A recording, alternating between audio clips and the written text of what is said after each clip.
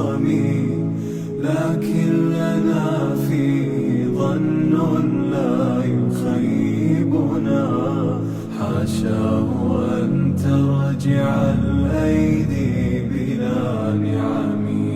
كم جاد من فضله قبل السؤال، وكم أعطى وأغنى بمحض الجود والكرم.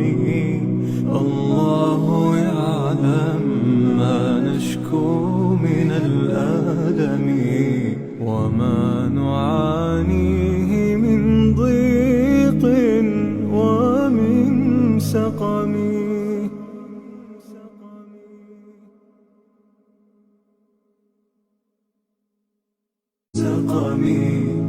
لكن لنا فيه ظن لا يخيبنا، حاشاه أن ترجع الأيدي